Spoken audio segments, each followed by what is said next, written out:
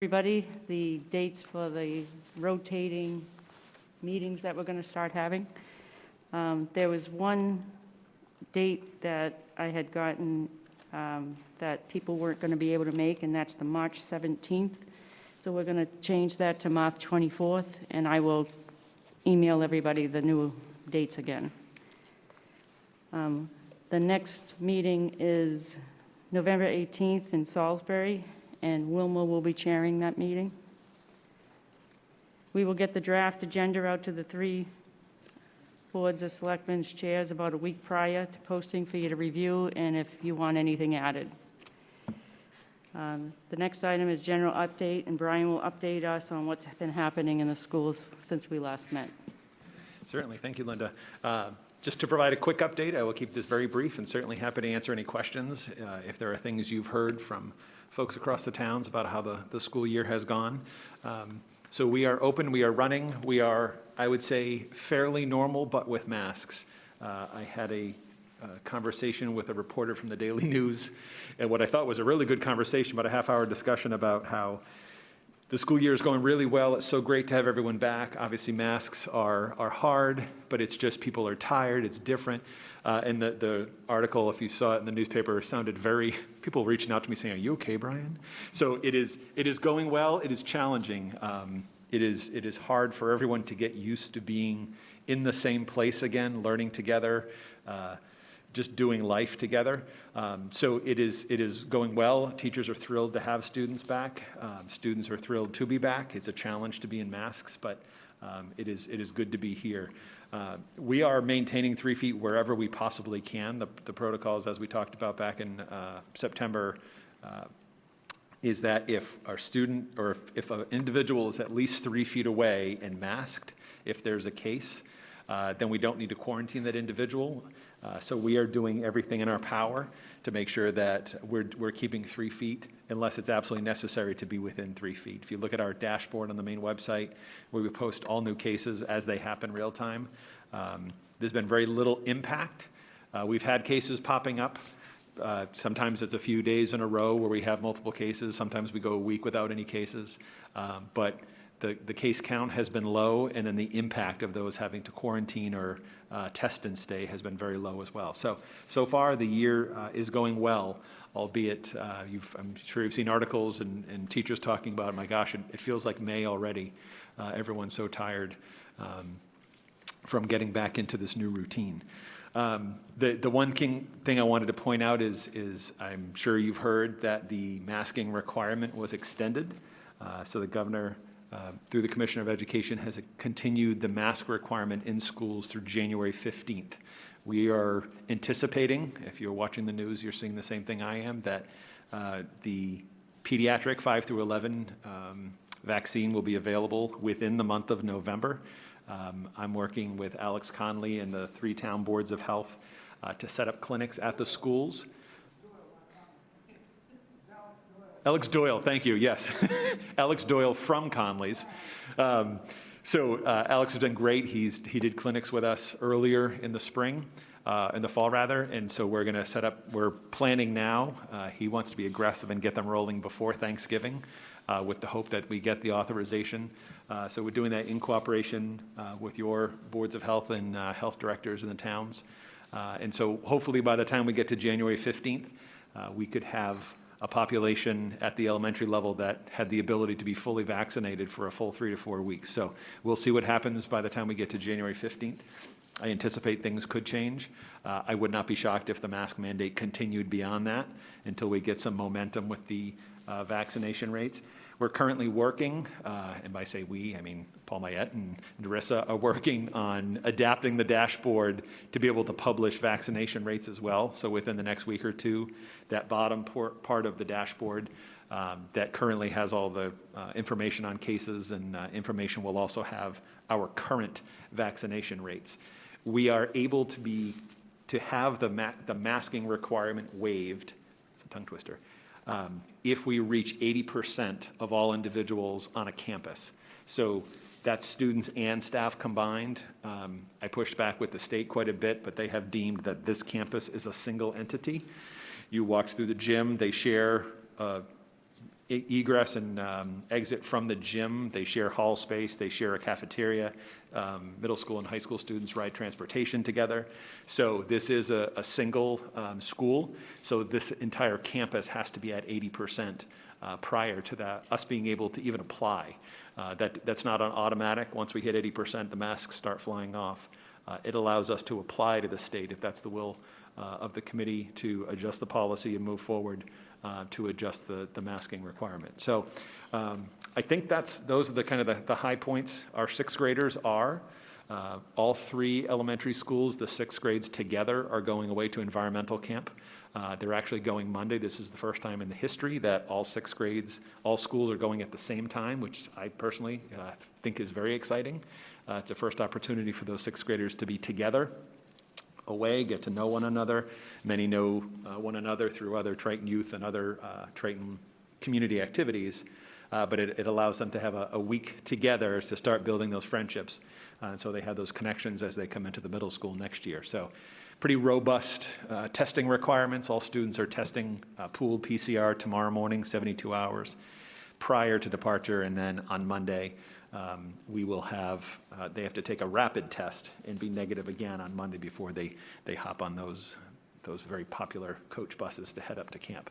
So be happy to answer any questions if there are things that you've heard from folks around town that you wonder about, or if we're good, happy to move to the next item.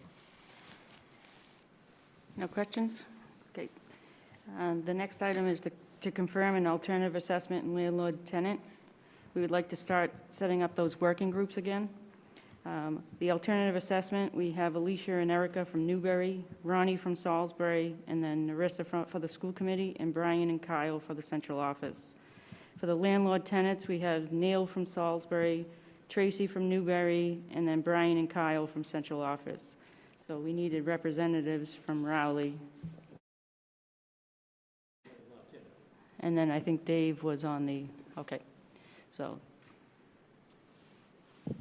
Brian will arrange the first meetings to make sure that those get set, and then once those meetings are set, you as a group will set the meetings going forward. And Brian will update us on enrollments. So you should have in front of you a sheet that has light green on the top and light purplish blue on the bottom. I will start this off with a caveat to say I'm always hesitant to give you enrollment information in October of any year, because this data does not include all students for whom each town is responsible. So these enrollments, what I can show you right now as accurate, is a 3-year history of students attending our schools. That's different than the total number of students that a town is responsible for. So students who are choiced out to other Massachusetts districts, they're considered choice out. Those students are not counted in here, and those students are part of your foundation enrollment that is the assessment apportionment. These totals do include students who are choiced into our schools from other districts because they are students in seats.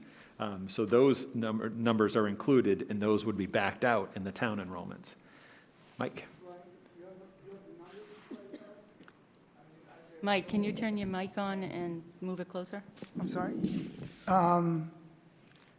Do you have the numbers for choice out? So we do not. So that's why this point of the Right. year, I can give you who's in our schools. We expect to have that, all districts in the state certify, it's called SIMS, or Student Information Management System, as of an October 1 count. The state then has to go through, it's easy to certify the kids in a school. Right. It's, they go through the process then and confirm all charter enrollments and choice enrollments, and then the bill back to the district. We generally get that in mid-December around the holidays. Okay. So that's the number then that allows us, after the new year, to be able to say, here's the foundation enrollment, which is the number of all the students you're responsible for, which is So, therefore your In portion. December, do we get the number from you, or do we get it from our school committee? You do, you can get it from me. I can absolutely provide that. Yep. Okay. Yeah. Thank you. So it's generally around the holidays, so it's generally January by the time it's, we're sitting around a table and having those discussions. Thank you. And then the first time the state publishes foundation enrollment is with the governor's budget on the third Wednesday, right? Third Wednesday in January, the fourth Wednesday in January. Our local legislative aide, not employed by anyone, but does more work than most legislative aides. So the top portion is a breakdown, again, of students in schools, total number of students in seats, as well as that final total, a number of students out of district. So you can see our total enrollment in October of 2019 was 2389. Last year, we went down to 2219, and this year we're back up to 2252. So there is still a decrease. We've had several large classes that moved out. 2 years ago, Salisbury Elementary had a huge kindergarten, and they had a huge sixth grade. Some of those students, obviously in the sixth grade, moved on to the middle school. That was a big middle school group that, as of last year, moved out of the middle school and on up into the high school. So we've had some enrollment swings on top of the normal pandemic changes. So the foundation enrollment would, I don't want to put that term in here. The enrollment at the bottom is the number that is beginning to calculate the foundation enrollment. So that the by town enrollments, you can see Salisbury went from 897 to 845 and is now at 846. Rowley went from 739 to 670 up to 693. Newbury went 653 down to 597 up to 620. Again, that shows you trend. It is not the right numbers because we have to add in choice out and charter students once we get those in December. But it gives you a sense of the fluctuation from year to year. So I'm hesitant to do this any year, but I felt like it's been a discussion, it's been a request. So I felt like I had to give you the data, but I will caution you that it could swing wildly. Again, but we ended the year with, I think, 96 students choiced out and 97 choiced in. So it was almost a wash. So it should be, right, quote unquote, should be a relative wash.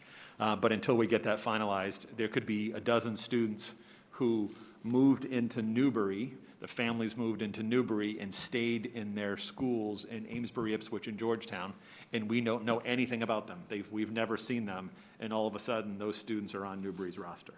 So without having that information, take this as a data point, a piece of information, but it's certainly not telling in regards to our overall numbers by which we'll calculate your assessments. It does tell us that we've rebounded from where we were with the students who left last year, and the students did return this year. Not everyone did, but it also is offset, as I mentioned, by just traditional downward enrollment swings, which has been the case for many years. So happy to answer any questions about that. Put a period right there. Happy to answer any questions. Anybody have any questions? Nope. The next item on the agenda is the middle school. Erica had a question. I was just going Oh, to say, I'm sorry. so the declining enrollment trend that you alluded to, I know we talked in detail about this a few years back, but it's been over the last decade, our enrollments are continuing to decline, and that's in large part due to any trends that you all see or that the town see? So the NESDEC, so it's New England School Development Council.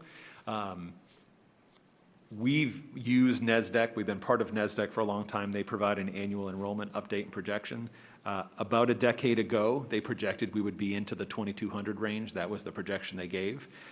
They use birth rates, all the demographic data. So the term they use is more folks are aging in place and not moving out of their homes and allowing younger families to move in with school-age children. So that's great. We have people who have been in the town for 50 years, and that's awesome, but those houses are then not available for families to move into and have school-age children. There are, the majority of the growth has been with new development, and there are varies by town, any new growth as far as new residential homes. So there's certainly new growth in recent years or changes in recent years within all three towns that would, I would say, would suggest that we could expect that we've leveled off on our enrollments and we probably could tick up in the other direction. But we have not decreased at a rate that is at all disproportionate with other cities or other towns within the region. So even Newburyport is decreasing student enrollment at a much lower rate. The urban centers are growing primarily. As a state, as a commonwealth, Massachusetts, the school-age population has decreased over the years. So it's a trend that all local schools, whether you're talking about the Pentucket Regional, Amesbury, Newburyport, as I said, slower, Georgetown, Ipswich, it's Pentucket. We've always been about the size of Pentucket. We increase together and we decrease together. And there, I think I want to say the last count was 50, 60 students more than us. But it's not a Triton phenomenon. But hopefully we've leveled. Hopefully we're about where we'll bottom out and head in the other direction. Thank you very much for the history and the explanation. Go ahead, Ronnie.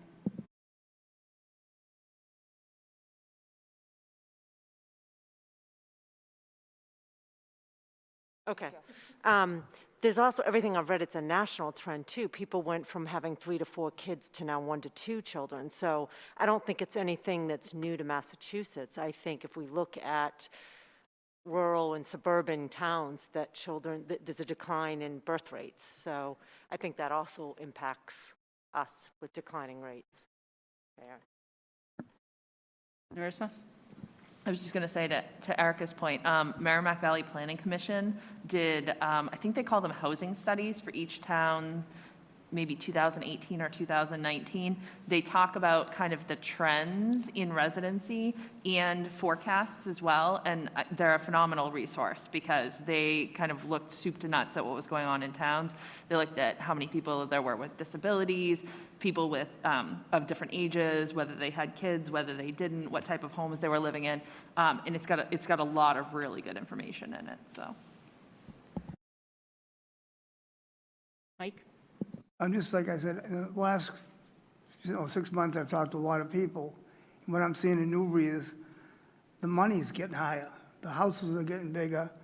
And unfortunately, those people aren't sending their kids to Triton.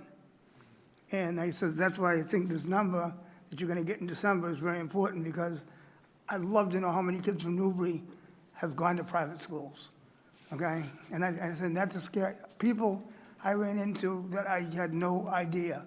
Oh, I'm sending my kid to Berwick, I'm doing, and the guy says, my question was, where are you getting the money? But it's just, it's happening. That's also not a new phenomenon. In our town, the houses are getting bigger, okay? The money's getting more affluent.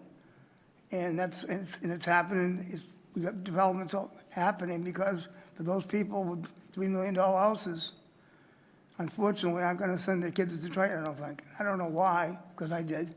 I bet I didn't have a $3 million house either.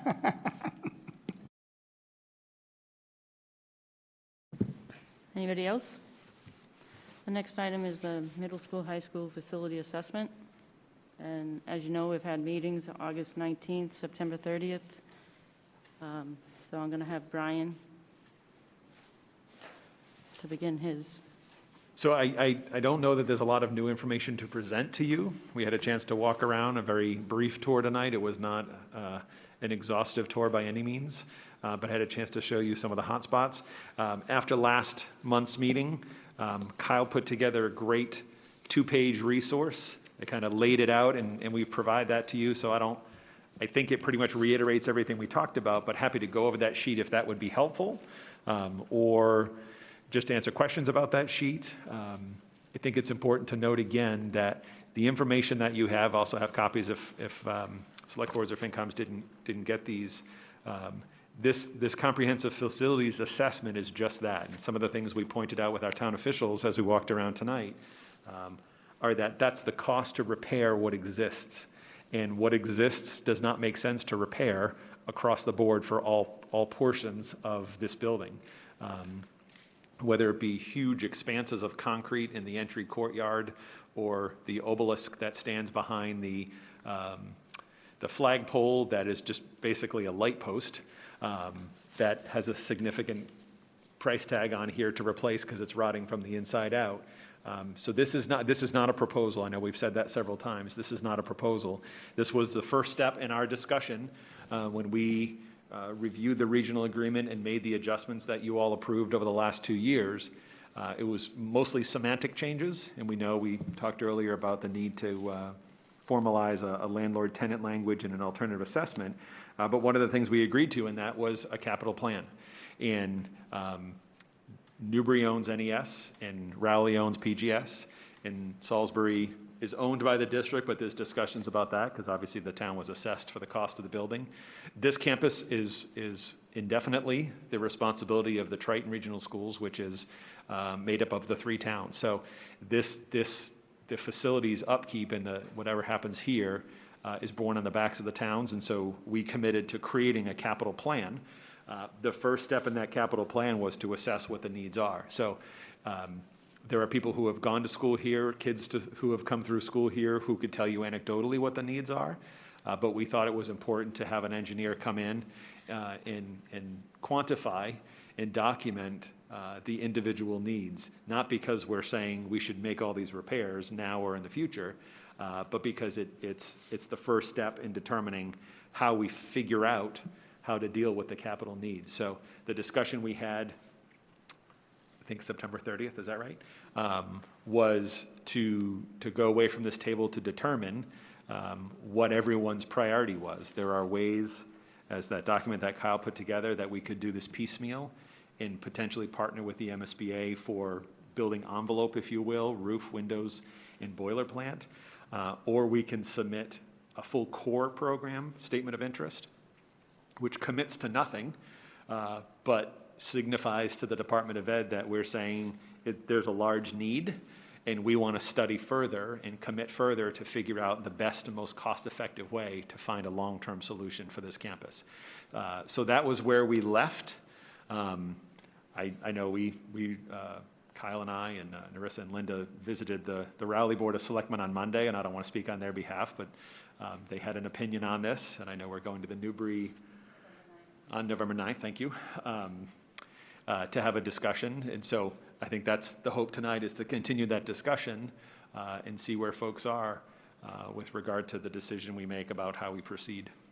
But just to confirm one more time, the statement of interest, the timeline, just to confirm, and I confirmed this on Monday with the Rowley Board, the statement of interest for the accelerated repair, which is the windows, roofs, and boiler plants, it should, again, there's no promises, but Jack McCarthy, the executive director of the MSBA, said he fully anticipates that will open in January.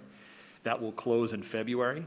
They look to do that work quickly, so they'd be looking for a project that could happen next summer, fall. So that would be an accelerated repair program, say, for the roof. But his words were, if they're looking to invest, if it's a $10 million roof and they're going to pay 50%, so the MSBA pays $5 million and the district pays $5 million, they want to know that it's prolonging the life of the building significantly. And his definition in that call I was on was 10 to 20 years. We know that there are a lot of other issues that are not going to hold out for 10 to 20 years. And to do the roof, we've got to, and it was dark by the time we were looking at that, but the rooftop units and the duct work, all of that work, that would have to come off the roof to replace. We'd be putting old 21-year-old, 22-year-old equipment back on the roof, spending hundreds of thousands of dollars to do that, and putting back equipment that we know is failing as we speak. So my estimation is we would have a hard time selling the MSBA on doing a roof. Perhaps windows, that might be a different discussion, but a roof would be hard because of all the other systems that implicates. The timeline for a core program, and they believe, the MSBA believes they'll be back on their regular schedule. That would be, the process opens, the statement of interest opens in January of '22. That process doesn't close until April of '22. They then take between 6 and 8 months to review all of the submissions. There are years where there's 50 submissions, there's years where there's 150 submissions. What Director McCarthy stated was he would anticipate that they would be making decisions on districts they would like to partner with by December of '22. That would then kick off, if we were welcomed in, it's called being welcomed into eligibility, or Module 1 if you look on their website, that would kick off a 270-day window, so roughly call it January to late August, early September.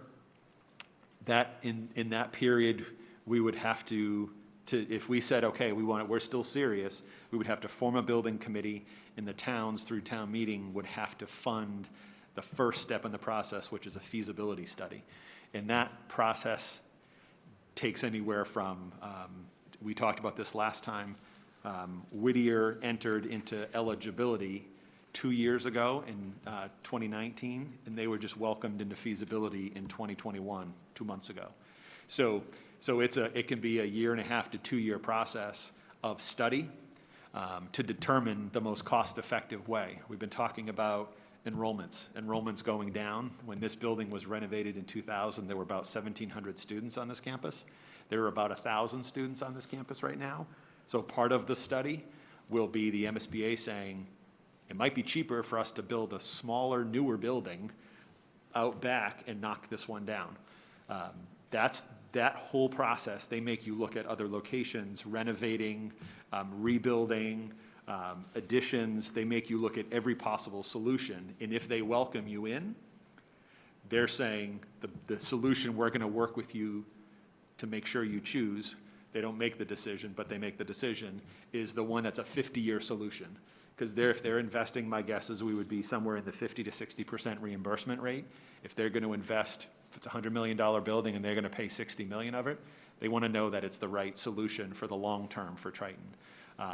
So the decision that we need to make is, are we submitting a statement of interest? It commits the towns to nothing, but and I don't want to speak on behalf of the committee, but I can speak for the administration and say we want to move forward knowing that this is the will of the towns.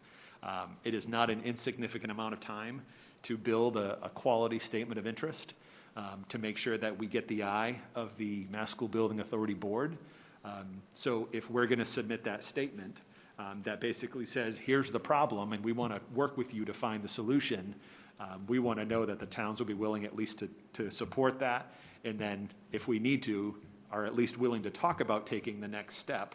And then if we get welcomed in, call it a year from now, then it would be a decision that would be funding that feasibility study that would largely put us at Springtown meeting of 23, where there would have to be a decision about moving forward with a feasibility. Feasibility studies generally, call it $1 million. It could be more, it could be less. Pine Grove was less because we were able to kind of knock a bunch of ideas off the table early on, no other place. We did a program, was called Limited Scope Repair, which we basically worked within the existing footprint. It would be lovely if the Mass Building Authority said, hey, it worked once for Triton, for Rowley, for the Pine Grove School. Wouldn't that be great? Just do the same thing again, because it saved significant amount of money of not having to study things that we knew were not a possibility to begin with. I'll stop talking there and answer questions.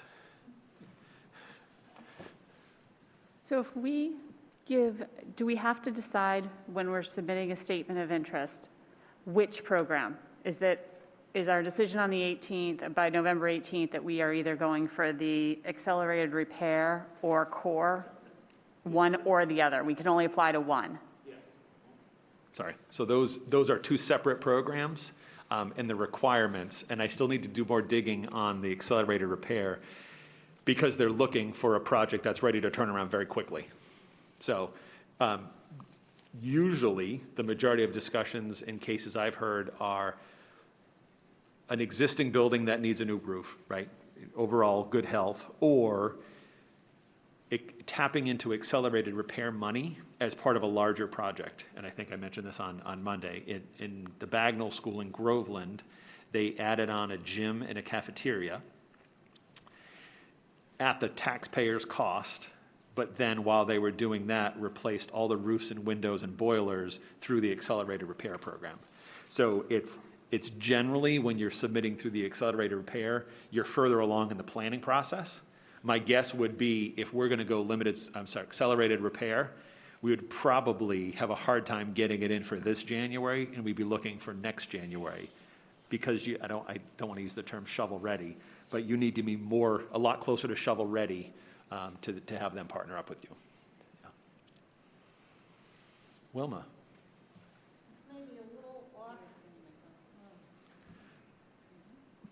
This might be a little off topic, but in order to help us decide how much we, the town of Salisbury, can afford, we would like to know if there are any capital needs at Salisbury Elementary, and it might be helpful also for Newbury. I think Pine Grove's all set. And I don't know if you've done anything lately at the Round School, or if there are any big ticket items coming up at either place, because that's going to figure into our available cash. So Newbury has a capital plan for Newbury Elementary. They've been doing roof replacements and incremental changes over the years. Salisbury Elementary School, are there capital needs? There are certainly needs. There is no large scale, there is no renovation needed. It is now same vintage roof as this roof, so it's a 22-year-old roof, so it's nearing roof, end of life. The benefit at Salisbury Elementary is the fact that the rooftop units that Chris Walsh was pointing out here, they're actually inside. When you look at that slanted roof, they're all inside an enclosed structure, so they almost look brand new. So the rooftop units over there are in vastly better shape than the ones here. But the major systems are 22 years old now. So there isn't an imminent need like there is on this campus, no. But that's part of the landlord-tenant working group and that assessment. I know it's been a while now, but pre-pandemic, Lisa DeMeo, Chris Walsh, myself, Ron, there was someone else that walked around and kind of started doing that work to get a sense of what the specific needs are for Salisbury Elementary. But it's nothing like this. Even with the roof? It will need a new roof in a matter of years. It is not in the shape that this roof is. There are portions that are in poor shape. So you don't have any numbers on this? We do not, nope. Just curious, thank you. Yep. Wilma, if it helps, what Newbury did is they planned for, they had a capital plan for the roof, and they didn't do it all in one time, they did it in chunks. Because I remember when my kids were there, we had a bucket in the theater, and it would be dripping in there. The Newbury Capital Planning did a envelope study of that building probably 5 years ago, and identified all of the exterior things that the town, as the owner there, was responsible for, and planned that out, and have funded it through budget. It hasn't required any sort of overrides. It's come through town meeting. But we've been able to plan for it. So that roof had needed to be repaired. It has been repaired over the years and is working through, but we were able to do it in a staggered way. Yeah, we did that for the library within Newbury and for the school to get a sense of what we were looking at so we could budget ahead. And so just to clarify, the question, you need to know how much you can afford.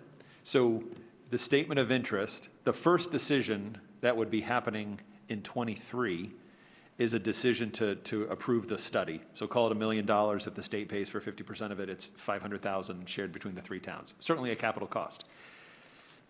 The study is then going to take, call it a year to 2 years, before a proposal is brought to the towns to say, here's what the school building committee, which would have been formed the 2 years prior, have town official membership, school committee, administration, families. It would be it was and would again be a very large building committee. All of that work done by that group over the year to 2 years, that would be the figure brought before the towns to say, here's what the building committee is proposing. You're talking about, at a minimum, late '24 before we even get to the point of saying, here's what the proposal is, to say, here's what we want to bring before the town, the voters, to approve, and we're talking into '25 for construction. Absolutely. That's the point, Wilma. That's the point. So all we're asking for now, yep, is the point is to make a decision about which pathway we want to walk down.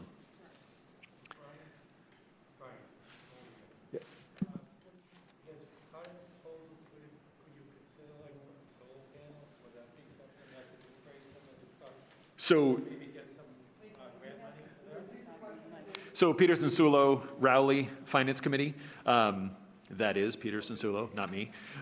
So Peter's question was about solar panels, so I'm going to say way soon, right? Yes. So is there a possibility? Solar is a possibility, photovoltaic, right? I wanted a term I don't there. Wind power, right? Any of those things are a possibility. It might be a new school, old school, renovate. None of those things are a question we can answer, because all we're trying to decide is,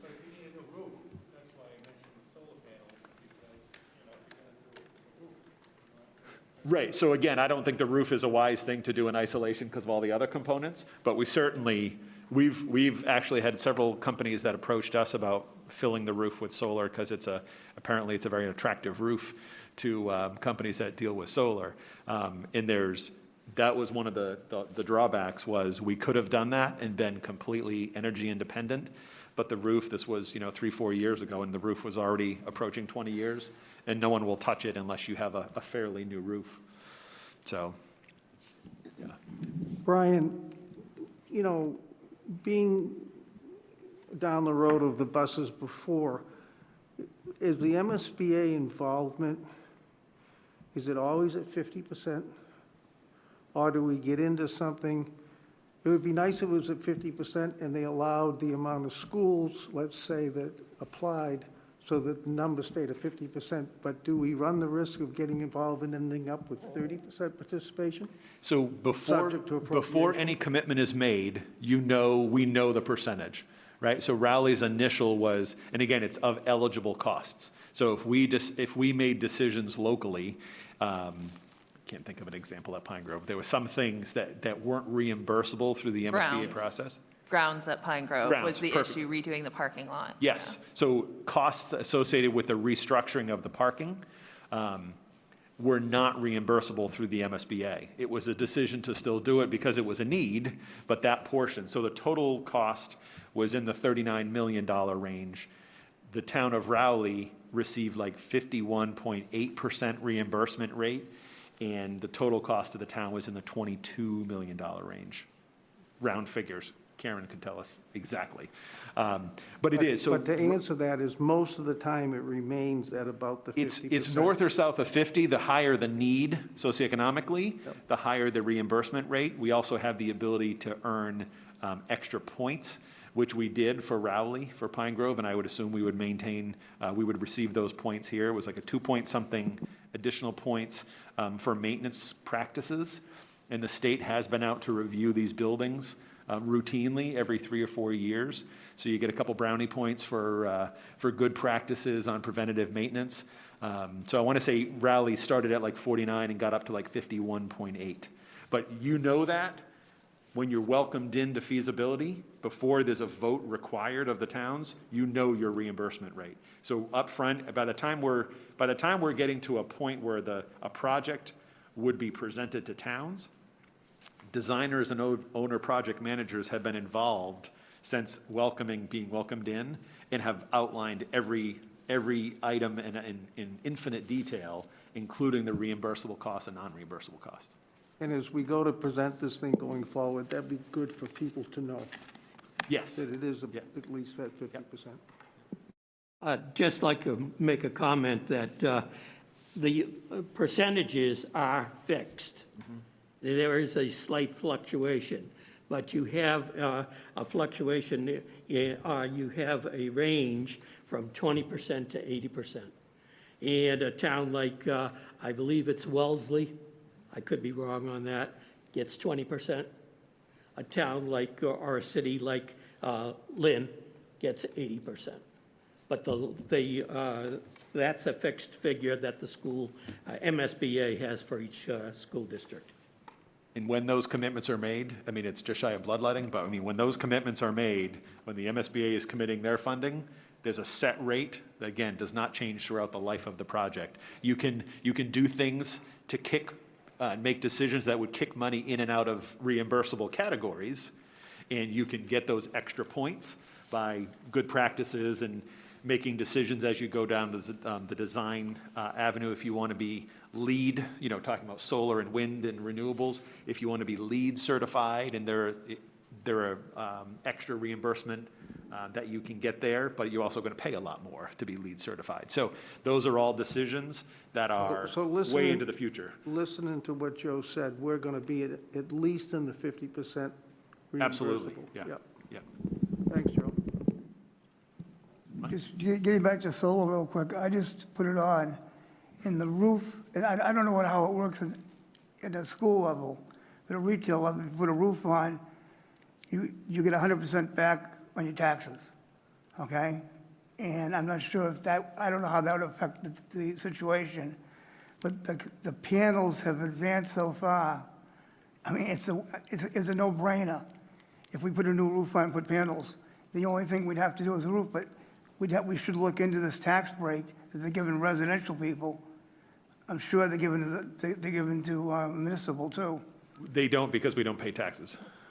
So we don't get a tax break because there are no taxes. So the way it works is a company that can get the tax break comes in and basically leases the space from. So that's the way it would work. Okay. Those who've been around a while, we talked about, we had a proposal back in '09 before the market crashed. It was financed by Morgan Stanley, and it was going to be, it's a power purchasing agreement. So basically a company comes in, fills the roof up, it's their solar array. We're using the energy and paying a lesser rate. That's how we benefit, but it's their product, so they get all those other, the tax credits and all those other terminologies, things. So if we make the decision, so we've got basically 3 decisions in front of us. One is if we want to try for the ARP, the Accelerated Repair Program, go ahead with the core programs, statement of interest on those. The option number 3 is to do nothing, correct? And that means that those are the cost-sharing programs that are available. If we don't do that, the default is the building is still not fixed, and the burden is 100% on the 3 towns, correct? Yes, I would say option 3 shouldn't be an option. Okay. Not for us, but for all of you, because then anything is going to be done is going to be on an emergency basis, and we're going to have no choice but to assess it to the member town. There won't be an alternative at that point if, eventually, as Chris Walsh was explaining what's gone on the roof, eventually it's going to fail so bad that we don't have a choice but to replace, maybe not the whole roof, but large sections. And it might not be 10 million, but it might be 2 million. Right, exactly. So the option is pretty much, do we try to enter into something where we can see some cost savings? We hope to get to feasibility. That's actually better than being caught off guard and holding the bag for millions of dollars of repairs that are not yet budgeted. Yes, just want to turn my mic back on for that. And if you look at what they did to the roof already, they've already spent $12,000 a few months ago, and that repair has now deteriorated. So now more money is going to have to be continually put into the roof if we don't fix it all at the same time. Narissa? No, my comment was just when we were talking about solar earlier, I don't think you're going to get away with solar without doing something about that electrical room that Chris was talking about they're not allowed to go into anymore. Might have heard the hum as you walked by. Yeah, I think that, if that's something that people are really jazzed about, I'm not sure that just a roof replacement is going to be what it takes to be able to get a company in to do something like that. It's going to have to be something bigger. And so just to clarify, so what Linda said about the roof repair, that 12,000 was the most recent repair. So over the years, I would say well in excess of $100,000 or hundreds of thousands of dollars of repairs, piecemeal. Every little piece is a $10,000 repair. Right? Is that a fair statement? Kyle's been here 2 years and he's already experienced this. How many $10,000 repairs? And the way this is going to work is the longer we kick this down the road, the worse the building's going to continue to do. And to do it piecemeal, to put money into fixing this section of the roof, that section of the roof, I think it's going to cost the towns more money. Can I just, oh, sorry. I was just wanted to, two things. One, I just wanted to make sure that I had what you said correct. As far as a decision, if we went with the core program, the decision as to what the project would be is not being made right here. It's more or less being made by the state once everything is looked at. So whether it be a tear down or a rebuild or whatever. So the commitment is to say, we're interested and we're serious. Okay. It's a school committee vote to submit the statement of interest. There's no vote by the towns to commit any funds. So the second question then, I guess it might be the elephant in the room, is what, do we have any way of knowing the probability of our being accepted for that feasibility study? Short answer, no. Longer answer, you know I do longer answers. I'm not sure if Mike was coughing or laughing. So it depends on the year. There's 50 applicants or 150 applicants. What I would suggest is there are smaller firms that we could work with to help us do some of this drafting of, right, are we using the right words? If you, not that you've ever watched the Mass School Building Authority, but there are key players that have been there for a long time, and they all have their piece that they want to see in their proposals, and that piques their interest, and that gets them to say, okay, out of the 150, I'm interested in these 25. We want to be in each of their 25s. So we would do some investing to make sure that we're writing a proposal that's going to pique their interest, but there is no way of knowing. The greatest variable is how many people apply. I did mean to say, I'm looking at Alicia now because you talked about federal dollars.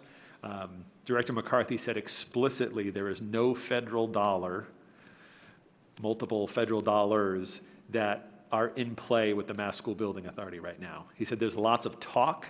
There's lots of talk about helping offset costs specifically for, you mentioned Lynn, the larger, higher financially needy districts. But at this point, the Mass School Building Authority, it is 1 penny of the 6.25 pennies that comes off of every dollar for Massachusetts sales tax that funds the MSBA. So the funding is strong, the funding is there, and there's lots of push to find other avenues to put more money in. But it is, at this point, it's the same funding stream that it's been for a while. I had a meeting this week with the Massachusetts Municipal Association's Fiscal Policy Committee, and they said the same thing. Yeah. There's no, right now, as of right now, there's no push, so to speak, to put any federal monies into the Massachusetts School Building Association. That being said, there is some talk, I think, at the legislature. I pushed Letty Mera, our legislator, to put it into this budget, because what the state is doing is they're combining their $5 billion that they got from federal ARPA money with the surplus that they have, like $4 billion. They're going to combine it into one big, giant pool of money. And then from that monies, they're going to be pushing it out, Chapter 90, some Chapter 70. There's a push to get it to charter school reimbursements up higher. Water and sewer projects, combined sewage overflows is something that they're going to be looking at. And I asked can they put anything into the Massachusetts School Building Association, and as of right now, it's not on their radar. It's not on the governor's radar, but I asked Lenny to push it through, and Bruce, but I don't know what's going to happen with that. The other thing that I learned was that the COVID money, the CARES Act money, I asked if it could possibly reimburse some of the air handlers' equipment, that stuff, because they want 100% outside air to be circulating through the building. That's a possibility, but it's all still being fleshed out.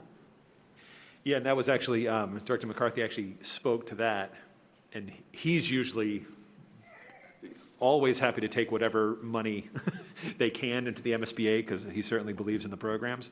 But he would say he would even be hard pressed to be able to argue that that's a good use of funds, because as soon as you say, what is the money for air handling? If you replace the units, you have to replace the ductwork, and if you get into ductwork, you get into old asbestos, and it's, remember that if you give a moose a muffin, remember that book? 100% if you give a moose a muffin. So it's a tough thing to say, and I get the point, that to put money into any one program or to fix one thing, it's just, it expands quickly. I left that meeting not feeling very excited. Yeah.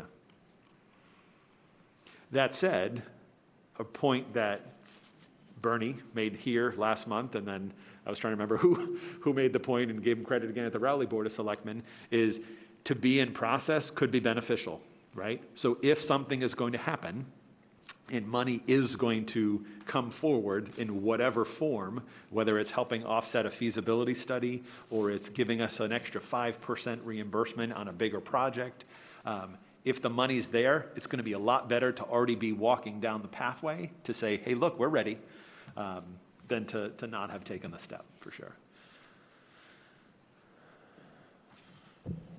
His second question was my question.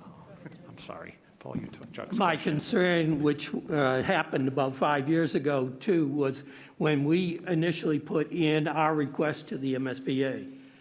We were one of, it's not 95 communities, but 95 proposals. It could be multiple from different cities or towns. So, but we were one of 95. Only 15 were chosen that year. And so we were very fortunate. We were very lucky. Can we do it again? I don't know. Yeah, but I'm concerned about that. And that is the statement by Director McCarthy is, don't assume you're getting it on the first try. So if there's a need, tell us early and often. And sometimes it takes 2 years, 3 years, because it could even be, we could spend money and have this unbelievable proposal that no one could say no to. But if there's 20 others where the building is literally falling down, they're going to go with the greatest need. So it has everything to do with who submits that year. But we know exponentially the costs are growing year over year. So we talked about that in Rowley about, before taking your vote, that, it's the building, was the public safety building started at 4 and ended up being 12. Exactly. So. Exactly.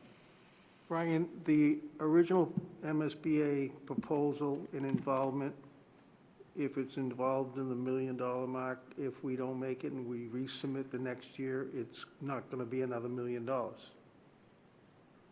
We can use the same proposal over and Correct, so over and that, over. yes, so if we got, so you're talking, vote, 2 votes in, so yes, so same thing, there's never, the MSBA would say to you, they're not gonna partner with you, they want to, they partner with, with winners, right? They want to see us succeed, so they're gonna invest all the resources they can to help us, but no, absolutely, if we went down the path and, paid for the feasibility study and determine what the building is, and it didn't pass the first vote, it could be taken again as is for a second vote. We could go back, again, you're talking building committee at that point.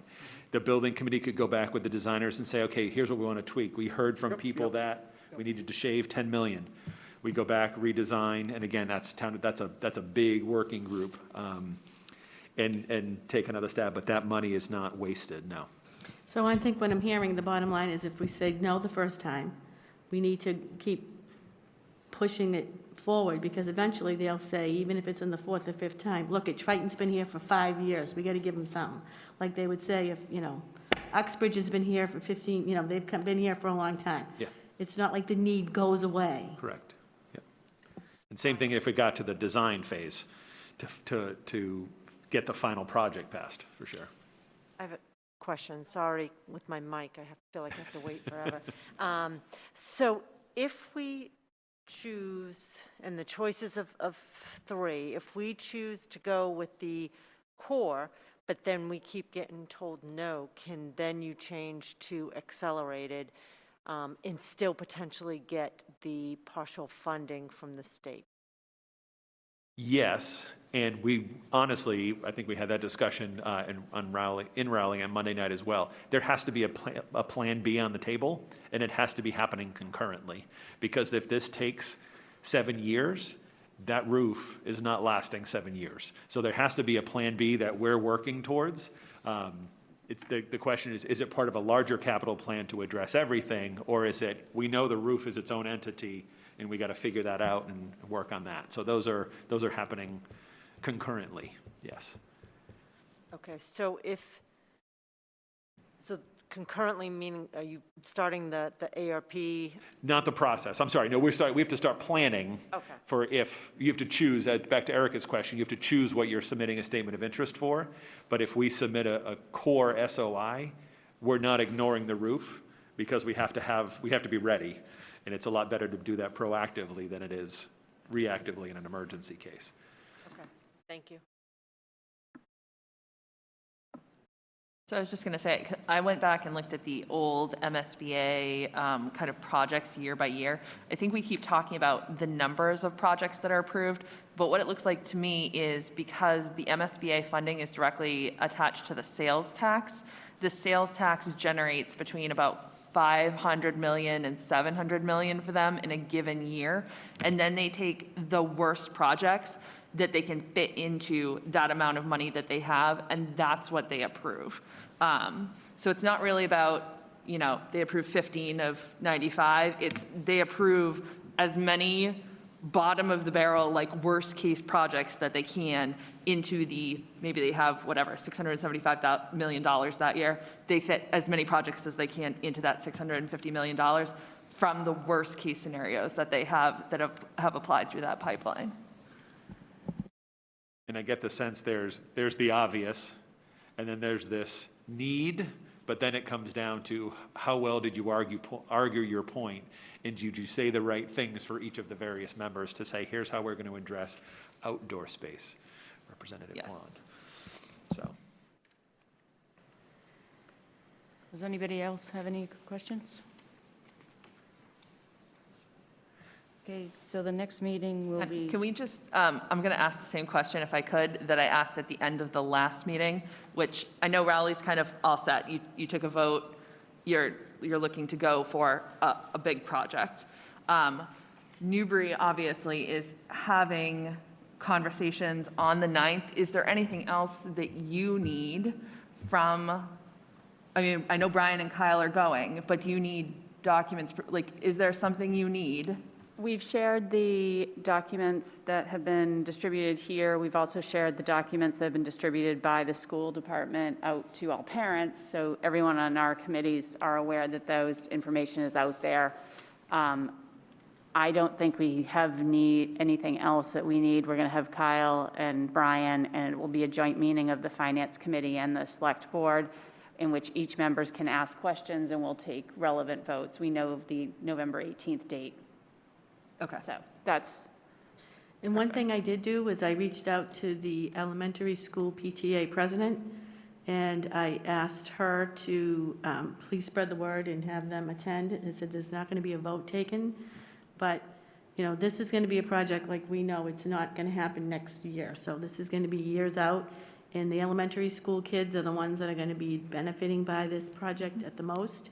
So I think it's imperative that we get them involved in the beginning, because let's face it, none of us can afford this school in our operating budget. We can't. So it's going to be a decision of the town, and the earlier everyone gets informed at the beginning, the better chance I think it is of moving it forward.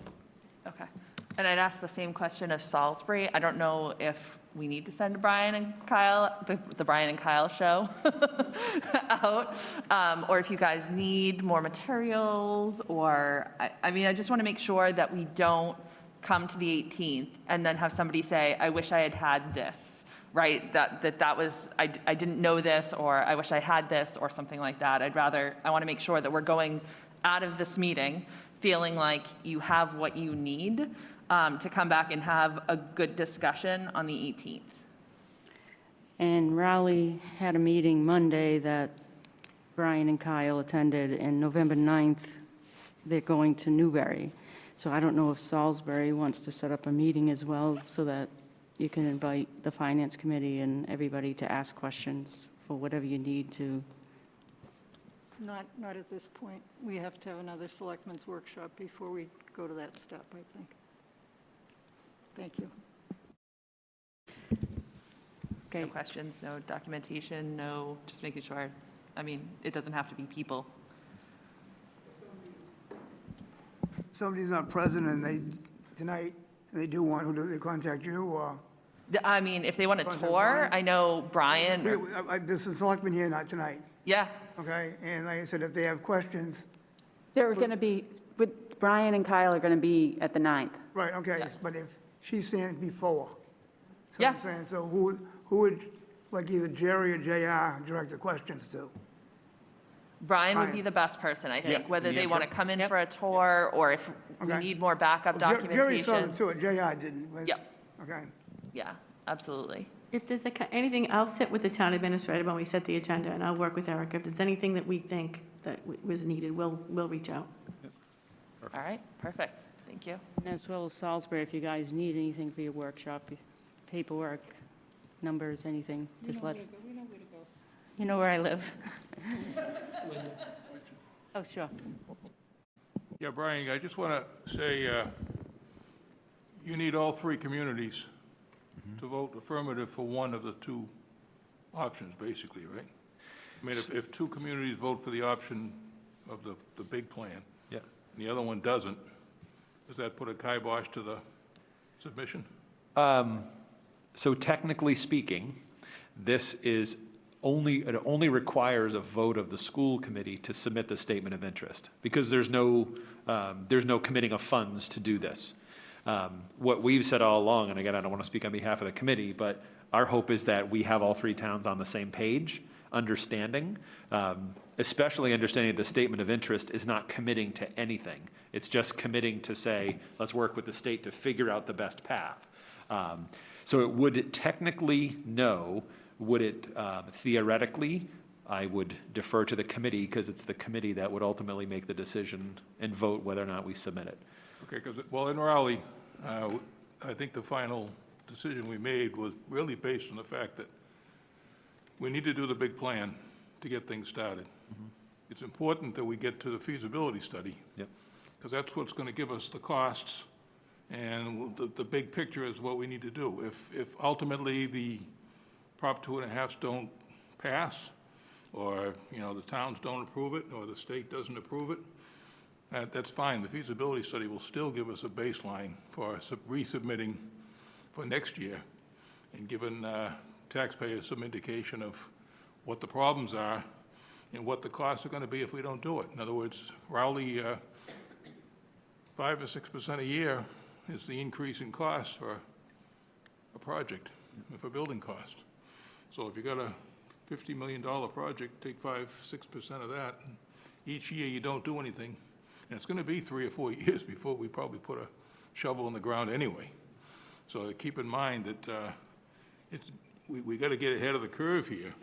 Otherwise, the three communities are going to be spending money for a roof or windows or, you know, whatever else, heating system, whatever else might go wrong. So in Raleigh, we really felt it was important that we move ahead with the big project and get that, if we can get it approved and get the feasibility study, it's really critical to the overall action, and going to help the communities out in the long run, so. Thanks, Dave. I mean, one thing that's kind of incalculable too is the fact that, you know, with supply problems in the supply chain, and who knows what cement and all these things can do, let alone the cost of money is probably not going to ultimately be going down. It's probably going to make good sense to at least get involved in processing the thought of where we're going to go. Sooner rather than later. Yeah, this isn't particularly great. I was just going to say, Linda, do I have permission to kind of speak for the committee? May I? Go right ahead, Marissa. Okay. So I just wanted to kind of echo what Brian said. I mean, the committee has had these discussions. I'll speak for everybody, and I guess it would be silly of us to take a vote now, which some committees do. They just say, we're going to go ahead and do a statement of interest and make that application, and then go to you afterwards and say, oh, by the way, we are coming to you for a feasibility study Monday, or we're coming to you for project money because we've already put in an accelerated repair application. That would not be the wisest thing for the school committee to do. And I think we've really, really tried to show over the last, 5 years, that we are trying very, very hard to work with the towns and make this a true partnership and not make the school committee a standalone entity that doesn't listen to or consider anyone else. You obviously have your own capital planning schedules that you have going on. We're cognizant of that. We may not know exactly what's in them all, but we know that there's capital planning going on for town buildings, kind of, as individuals within Rowley and Newbury and Salisbury. You're obviously all in different situations with the elementary schools as well.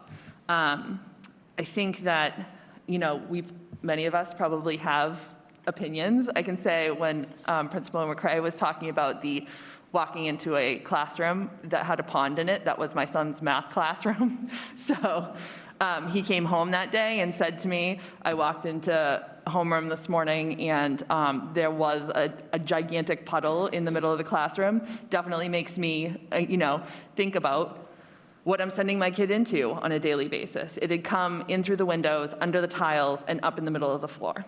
And it just makes you wonder what else is under those tiles, as a parent. Again, I think we all have opinions. We're all going to have to go away from these discussions, and the school committee is going to have to make a decision if there's no consensus. But I think we need as much information as we can possibly have to make that decision. And that would be my goal, is even if there's not total consensus coming out of that meeting on the 18th, the school committee needs to have as much information as possible to make an educated decision on what steps to take to go forward. Tell me if I said anything wrong there, Linda. No, you were fine. And, we're all in this together, and I just want everybody to realize that. And I don't think the committee would do anything without speaking with the towns to make sure that you guys had all the information and to make as best of a guess you can of what the needs are. I mean, just going through these halls and the few places that you've seen shows that the building is in need of repair. And again, if anybody needs anything before the 18th, if Salisbury decides after your workshop that you want Brian and Kyle to come, we're willing to do whatever it takes to give you as much information as you can. I don't want anybody walking away from this thinking that the school committee is trying to put anything over on anyone. We're as open and transparent as we can. So the next meeting is on November 18th. You have all of our emails for whatever you need, whatever you want.